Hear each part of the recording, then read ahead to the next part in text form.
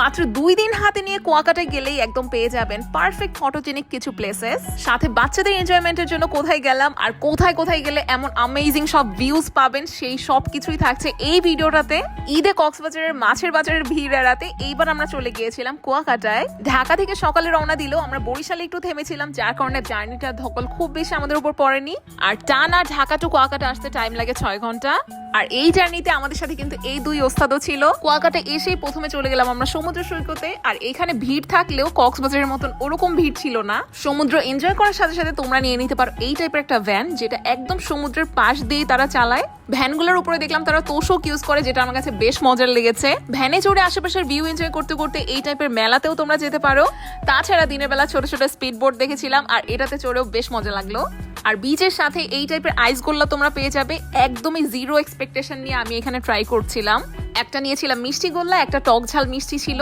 আর টক ঝাল মিষ্টি যে গোল্লাটা ছিল আমার কাছে মনে হয় এটা সবার কাছে ভালো লাগবে, ঢাকাতে কেন নাই এটা। বেশ কিছু জিনিসই ট্রাই করেছিলাম, কিন্তু এই মটকা চাটার কথা আলাদাভাবে বলবো, এটার ফ্লেভারটা একটু ডিফারেন্ট ছিল, আমার কাছে বেশ ভালো লেগেছে।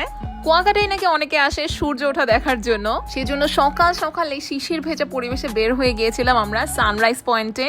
জায়গাটা অনেক বড় আর আমাদের মতো অনেক মানুষ এসেছিল এখানে। আর সূর্য ওঠার এই দৃশ্যটা অনেকেই পছন্দ করে, সো তোমরা চাইলে এখানে আসতে পারো। কিন্তু আমার ফেভারিট যে দৃশ্যটা ছিল সেটা দেখতে হলে তোমাদেরকে চলে যেতে হবে ত্রিমোহনীতে। এই জায়গাটা শহর থেকে বেশ কিছুটা দূরে, কিন্তু এখানে যাওয়াটা পুরোপুরি ওর্থ ইট। যেমন এক পাশে খুবই সুন্দর বিচ ছিল, আরেক পাশে এমন সুন্দর করে দোলনা সাজানো। আর আমি যে জায়গাটার কথা বলছি এটা কিন্তু একটু ভেতরের দিকে। এখান থেকে সানসেটটা দেখে আমার মনটা একদম ভরে গিয়েছিল, অনেক ভালো লেগেছে। কিন্তু একটা কথা মাথায় রাখতে হবে, এখানে সানসেট শেষ হওয়ার সাথে সাথে তোমরা এখান থেকে রওনা দিয়ে দিবা, না হলে প্রচুর জ্যামে পড়তে হবে।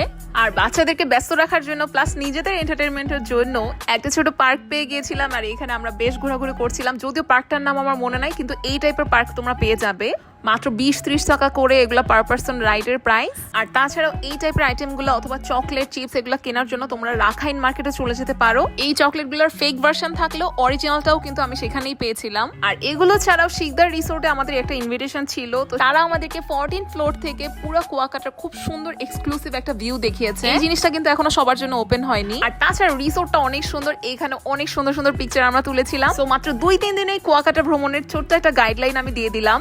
ভিডিওটা তোমরা চাইলে টাইমলাইনে শেয়ার করে রাখতে পারো অথবা সেভ করে রাখতে পারো, আর আমার পেজটা অবশ্যই ফলো করে দিও। আজকের মতো এই পর্যন্ত, আল্লাহ হাফেজ।